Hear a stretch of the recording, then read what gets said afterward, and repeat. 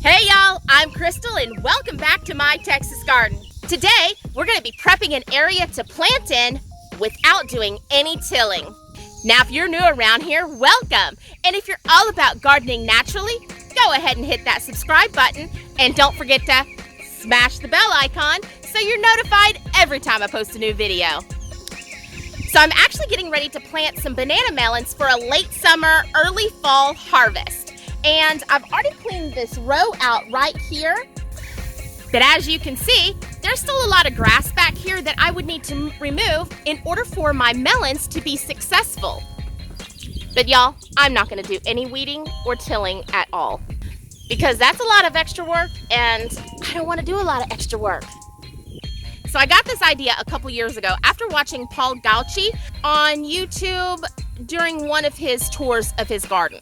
And this lady asked, how to get started. She had an area that was just full of grass and she needed to dig up first. And he looked right at her and he said, why dig up that grass? Go and mow it as low as you can or weed eat it as low as you can and just start putting wood chips on top of it. That was kind of an aha moment for me. I'm actually familiar with the lasagna method of gardening, and that's where you cardboards off and then you put compost down and different mulches and things like that, a lasagna type garden, and then you let that sit. But I needed to plant right away and I didn't want to wait, and my area already has really great soil in it to begin with. I just needed a way to kill the grasses off and allow my plants access to the dirt beneath. So as an experiment 2 years ago, all I did was take some paper, some contractor's paper, and put down a double layer, and then put a good gardening mix of soil on top of that, and then surrounded all of that with a very thick layer of hay. Now, my thought process behind this was the paper would act as a barrier and kill out the grasses underneath the soil. Then, as the seeds germinated and the roots began to grow, the paper would break down pretty quickly and allow the roots to get into the soil underneath.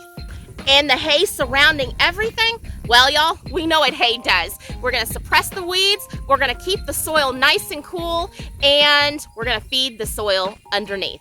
Since first trying this 2 years ago, I've actually used this method quite a bit, and it's been successful every single time.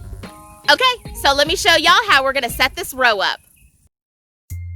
You're going to start by mowing the area first. Now you want to mow the grasses down to the absolute lowest setting that you possibly can. The shorter that you cut the grasses, the harder it will be for them to actually grow and thrive underneath that hay. Next, we're going to lay out our hay, our paper, and our soil.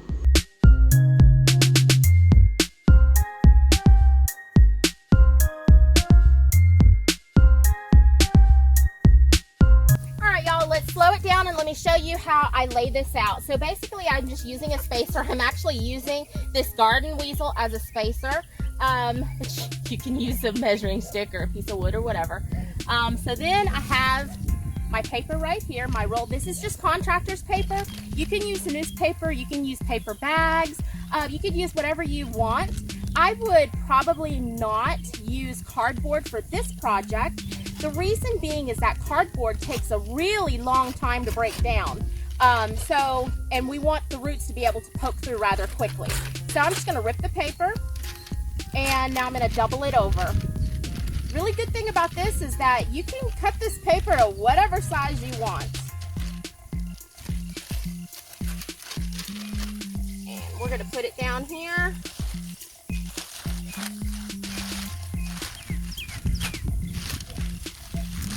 Move your hay back, put the paper underneath the hay, okay? Push the paper to the ground. Okay, hey Duke. Now we have our paper down, we're just gonna start putting more hay on top.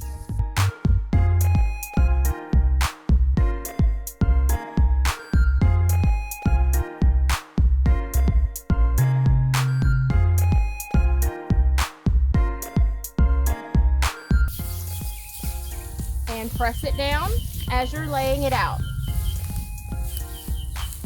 Fill in any spaces that are light.